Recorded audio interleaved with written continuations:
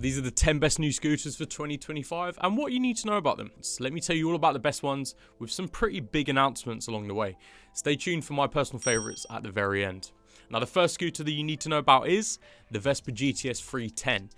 Eventually the GTS has seen an update. It might not be groundbreaking and was rather predicted as soon as the MP3 310 was announced, but it looks like the old 278cc HPE engine has had upgrades. 70% of the engine components are new for 2025 and the stroke has increased from 63mm to 70mm. This has helped it grow to 310cc, which results in this being Vespa's most powerful GTS engine to date, outdoing the 278cc HPE of old.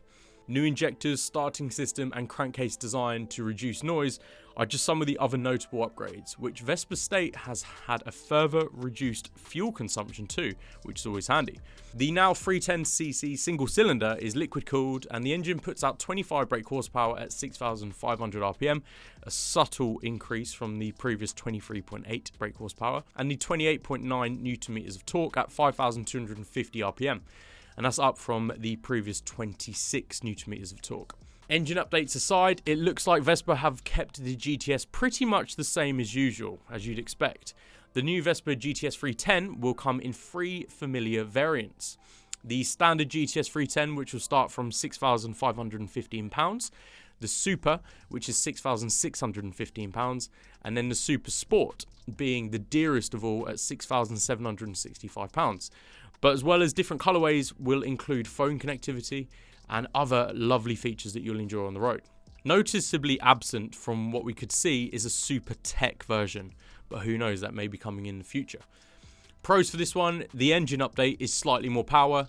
Purists are going to be happy to see this and it will remain great fun and iconic. Negatives, it's a Vespa, so be prepared to pay for it. The price is starting from £6,515. So to put that into perspective, that's likely £600 more than the 2025 Honda Forza 350, we're guessing on the price for the 2025 one. And the 2024 Honda 350 is £5,299. That's £1,200 different. Of course, you expect to see a little bit of a more premium price tag for a premium product like Vespa. It's also a conservative effort from Vespa and I'd love to see a limited edition performance version, which we may see. Now I'll do a little bit differently today, so let's do a rating for each scooter. Our first Bike Matters rating is a 3.5 out of 5 helmet. The second scooter is the significantly upgraded Honda PCX 125.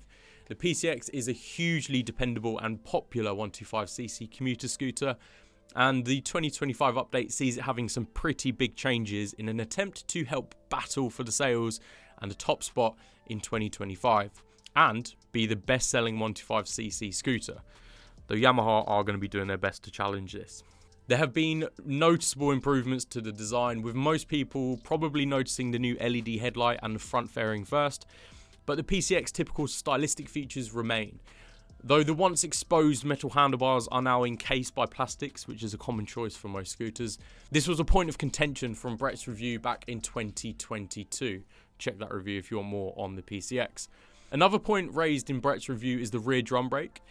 Well, good news, this has been replaced by a 220mm rear disc brake with what looks to be now dual channel ABS as opposed to a single front ABS. So some pretty decent upgrades there. The ESP Plus engine will remain largely unchanged and it puts out 12.3 brake horsepower or 9.2 kilowatts and 11.7 Nm of torque. And of course, the Euro 5 Plus boxes are ticked, as will all of the other scoots on this list that are new for 2025, to be fair. If you're a lover of technology, great news for you. There will be a USB-C socket as standard and the PCX will be available as a DX variant too, which is basically bolstered with a 5-inch TFT display and smartphone connectivity, controlled by a backlit toggle switch. And you get some rather nice looking remote reservoir rear suspension. Very nice. Pros, it's a subtle update to help keep it on top of the pile. The disc brake upgrade and the DX model are welcome additions and no doubt it will remain a top dog in this market. Negatives, not a lot really. Shame there's no red colorway from what we can see at this point for 2025. And there's no price confirmations just yet as of writing. But if there are, let me know in the comments. No doubt they will be keeping a keen eye on the NMAX 125 when it comes to the price. Bike Matters rating for the PCX? I'll give the 2025 one the full 5 out of 5 helmets from me. Who'd have guessed it? A top seller getting 5 out of 5. Outrageous. On to my third scooter to tell you about, and really, after speaking about the PCX, it has to be no other than the Yamaha NMAX 125.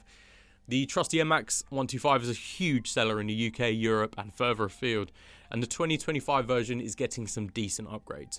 First things first, cosmetically the NMAX has been upped a notch in the sporty and aggressive styling category, as it has joined the sports scooter family with this third generation, which is from the urban mobility segment it was part of previously. The change of the headlight to the dual eye and projector in the centre adds to that aggressive nature, though it remains distinctively Yamaha in its appearance. The integrated indicators at the front and rear have always been a nice addition, but the revised styling housed in the LED light cluster up front does give it even more of a polished and premium look in my opinion. At the heart of the NMAX is the Blue Core 125cc 4-stroke engine, which produces 12 horsepower at 8,000 RPM and 11.2 Nm of torque at 6,000 RPM.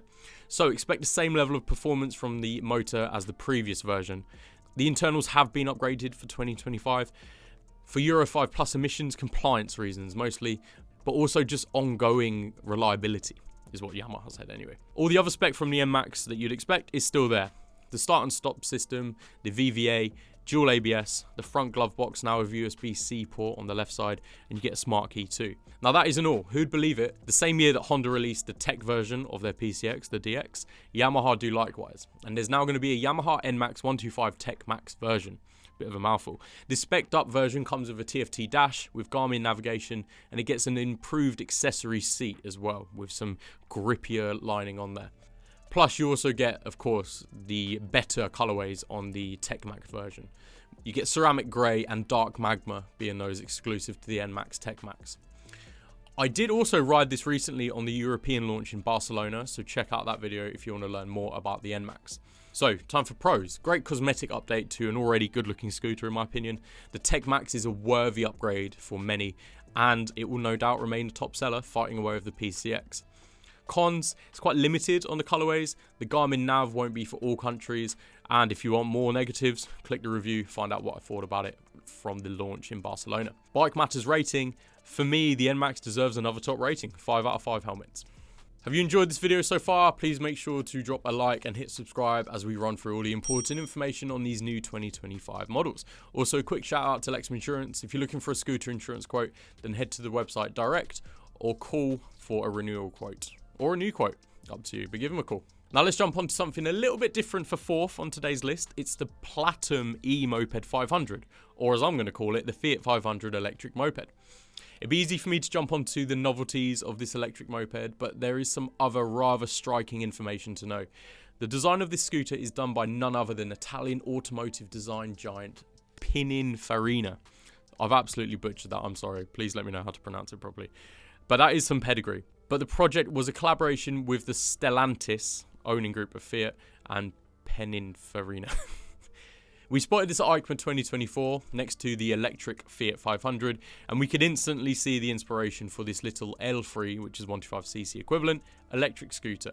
Clearly from the minimalist designing of the Fiat 500, and it's designed to fit straight into urban life, which coincidentally is the perfect place for an electric moped with similar sleek lines and design on the lights. Very similar to the 500. That, and of course the 500 and the scooter were sat next to each other, so you could quite easily see the inspiration. Now with a 3 kilowatt motor and a removable 60 volt battery, riders should expect top speeds of around 50 miles per hour and a stated range of 71 miles or 115 kilometers. Reports state that this should be available in the first half of 2025, with prices starting at just around €4,999 on screen for pounds, please. I think it's rather unlikely to get to the UK shores, but who knows? The quirkiness alone meant I wanted to cover it on this list. It's different, it won't be for everyone, but for Jess and Mia in the Bike Mats team, it was an instant hit. And you can see that on our social media channels, Facebook, TikTok, Instagram. You'll see it on there. Time for pros. Pros, the design. I think it looks like a lovely scooter, and you can certainly see that high level of design from Pininfarina. The initial spec seems reasonable, and girls love the Fiat 500, so maybe they'll love this. Cons, electric, of course, and the price for purchasing.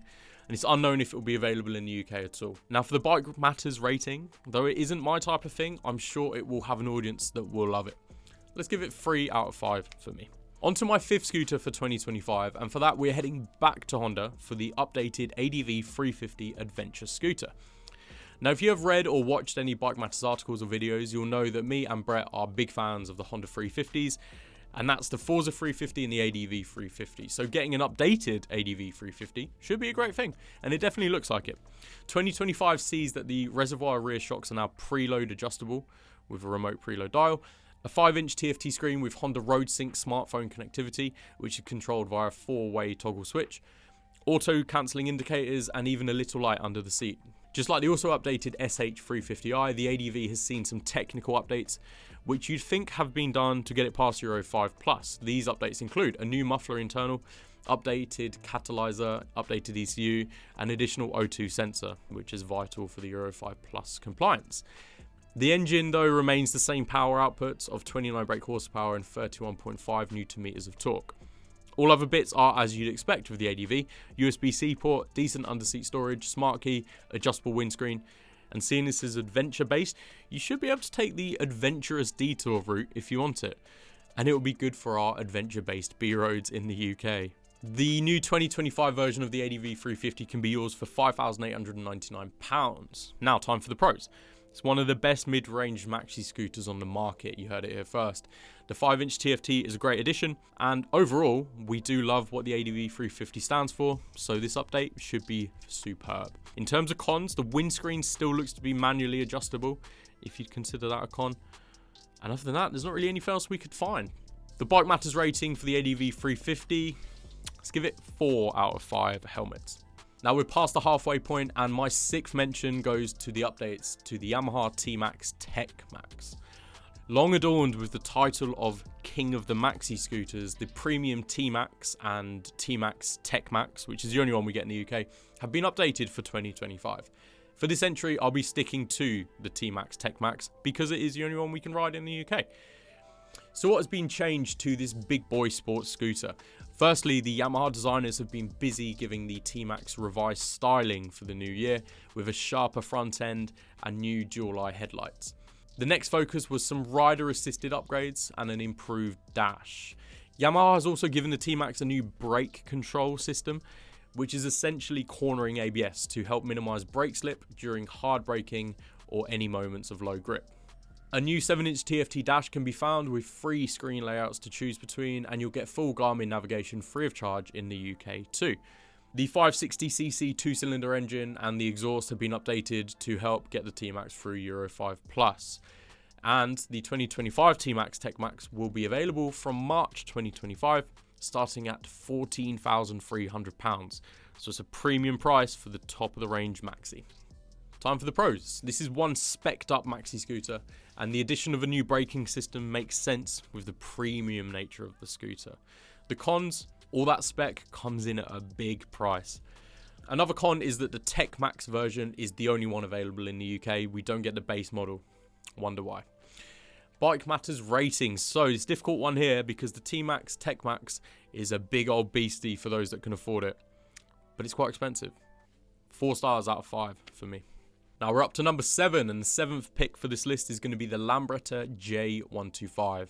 Okay, so for the purist, I'll do the obligatory mention that we all know this isn't a true Lambretta, in the sense of it not being from the Italian-owned Innocenti brand from back in the day. However, under its current ownership, the Lambretta brand has celebrated 60 years of the J model with the announcement of the J125 and also the J175 Starwave model. With visuals not too dissimilar from the already available V-Series scooters, the J-Series to me isn't a bad looking scooter at all, though I appreciate that might draw outrage from many who disagree. I can almost hear you typing now. In previous years, we have gotten all excited for the announcements of the X300 and the G350 from Lambretta, only for those to sadly not materialise on UK shores. So who knows whether the MotoGP importers will import the J-Series or not. We certainly hope so. The J125 weighs in at 135 kilograms. It's got a 790mm seat height, which is 20mm higher than the V Special. And the big point from the press photos are the aesthetics of the J series with its bright baby blue colorway, dark elements and grey seat. It's quite distinctive. Even more so with Lambretta stating that it's taken inspiration from beach culture, as you can see hints of on screen. With a liquid-cooled 124.6cc, effectively 125cc, the engine puts out 12.2 brake horsepower and 11.5 Nm of torque. And the J125 will be a fairly respectable scooter in this category, with a mix of decent performance and that stylish classic flair. The new Lambretta J Starwave will be available from June 2025. Time for pros. It's great to have another retro 125cc scooter on the market. There's more power than the V series, and I think the styling is pretty nice. But then cons, the purists won't like it. Or maybe you do, let me know in the comments. And who knows whether it will come to the UK at all. Bike Matters rating, I am quite a fan of the styling of the Lambretta J series, to be honest. My dad had a Lambretta back in the day, but then he swapped over to Vespa. Can also maybe hear the purists screaming at me for that too. But I give this one 3.5 helmets out of 5. Now, quick one, I really want to know what your favourite scooter of 2025 is, so let me know in the comments, please. Number 8, though, is the Honda SH350i. We did mention it previously, but here it is now. Now, as large scooters go, the SH350 isn't hugely popular in the UK, not quite like the other EU countries where you see it quite a bit more, but nonetheless, it's a worthy mention in today's list. The typically more slimline, big-wheeled, European-styled city commuter is offering something a little bit different to the other maxi scooters in this market, which are wider and bulkier. The SH is really about being nimble and agile around town, which is very important. With updated styling and all new LED lighting, I actually think the changes are positive overall. With the front looking a little bit more muscular, especially in that matte rock grey colour, I think it gives the SH350 a decent bit of modernisation. A job well done by the Italian design team of the Atessa factory. The single-cylinder 330cc liquid engine remains the same, kicking out 29 brake horsepower and 31.5 Nm of torque, and you should expect the normal levels of decent fuel efficiency, depending on how you ride. There's been some fundamental changes to help get it through Euro 5 Plus by the looks of it, with updated ECU, muffler internals, catalyzer, along with changes to the sensors, and as usual you'll find storage under the seat, which will likely fill a full face helmet with a USB-C port in the front pocket. If you get one of these, let us know in the comments if you can actually put a full face helmet underneath, because sometimes you just can't. Price is already confirmed on this one, £5,499. Time for pros. Subtle improvements only, but do you need to change too much to keep a good scooter? It keeps to the winning formula, but with better aesthetics. It will remain a great, larger, nimble commuter scooter. But the cons, it won't be hugely popular in the UK. I just don't think people are going to be buying this, unfortunately. But it could be a great scooter. Bike Matters rating, I know you've been waiting for it. For me, it's going to be 4 helmets out of 5. I think it will just be a great, dependable scooter if you opt for one. My 9th pick is the Italjet Dragster 700. Now, it is worth not getting too carried away on this one, as history tends to tell us the Dragsters don't always get released according to plan. But at EICMA 2023, Italjet unleashed the planned Dragster 559 twin upon the world, and it got a lot of press and a lot of coverage because it just looks so different and so wild. Now, a year later at EICMA 2024, the planned 559 has been binned in favour of the 692cc liquid-cooled engine, and that puts out 68 brake horsepower and 70 Nm of torque. Projected for a spring-summer 2025 release, take that with a pinch of salt. For the Dragster 700, it's fair to say it's a completely different animal. So should it technically be on a scooter list? Well, probably not really, no. I mean, this thing is rocking a 6-speed manual transmission, and you don't really see manual transmissions on scooters anymore. However, I thought with its scooter heritage, I'd best give it a mention regardless. And I still think it's a scooter. Correct me in the comments by all means. However, the spec is pretty impressive. The factory limited edition version is a collaboration of a who's who in the motorcycle components industry. A Krapovic exhaust, Brembo brakes, Öhlins suspension, Pirelli tyres, along with Marzocchi and DBK. There isn't a thing in the world of motorcycles that is anything like the Italjet Dragster 700. With its premium components, unique hyper-aggressive design and exclusivity, because it might not even make it to the UK, it'll be interesting to see how the Dragster performs, with the standard version likely to be priced in the 11 grand ballpark, or £11,000. The all singing, all dancing factory limited edition version is currently listed on their site at €14,490. So it is a pretty penny to spend on something that at the end of the day would get smoked by something like a Honda Hornet 750. But of course that's a bike, this is scooters. And don't get me wrong, I understand the rarity and uniqueness of the Dragster 700 is what gives it its price. It's something to consider. Though saying that, I think we can probably guess that a lot of these Italjet Dragsters are going to be rarely used for collectors and people who are just going to buy one and look at it in the front room because it's so pretty. Pros. It's something special. It's completely different. It's one for the collectors, and the component spec is just top tier. It looks on paper to be exceptional. So the cons of the Italjet Dragster. I mean, is it really even a scooter? Does it deserve to be on this list? Number two, the price. I mean, it's a very hefty price for something that is manual and looks like this. It's going to be very exclusive too. And third of all, I mean, how will it compete against the rivals? Are there other scooters that just do it better? Are you paying for the style? Now, time for the Bike Matters rating. I think it looks great, and I do love the fact that Italjet are doing something different. But for the price and exclusivity, I'm going to give this one 3.5 helmets out of 5. Now, just before I give you my personal favourite of the list, we're on to the 10th spot, the last one. So for this one, it's going to be the Taiwanese firm Kymco and the CVR5 Adventure Scooter. Now, Kymco announcements don't always come to fruition or make their way to good old Blighty, England. But I'm hoping this one will. It's classed as Kymco's first adventure scooter, and I hope the tamely adventure-styled DTX isn't listening. The CVR5 is actually going to be powered by the 427cc single-cylinder engine, which kicks out 34.4 brake horsepower and 40 Nm of torque. Kymco has not opted for the 550cc engine from the AK550 or the CV3. Potentially this has been done as a cost-cutting measure, making it cheaper for them and us, but this decision will probably disappoint a few. This one is packed with keyless tech, a colour TFT display with phone connectivity, traction control and a few other bits and pieces.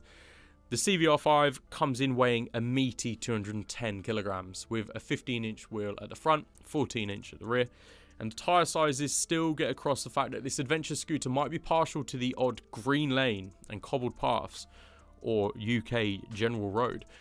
But it won't be making ludicrous jumps in the dunes of Dakar anytime soon. But if you see one, show me, I'd love to see it.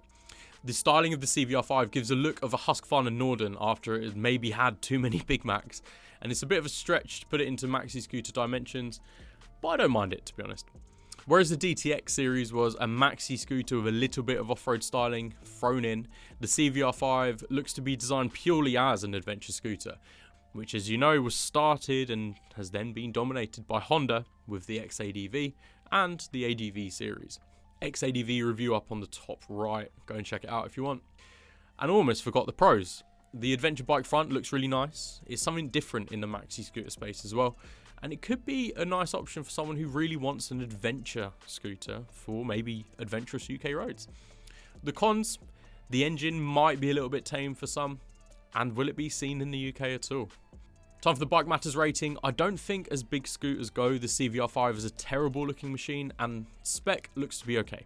3.5 stars out of 5 from me. Now drum roll please, what's my choice? My personal favourite from this list, I'll have to be honest, it's a split vote. The Honda PCX 125 and the Yamaha NMAX are extremely popular for a reason, and I personally rate both updates for 2025, even with the convenient timing of them both launching tech versions at EICMA. I wonder why that was. Anyway, go and watch the NMAX 125 review. Tell me your favourite in the comments below. Cheers and ciao.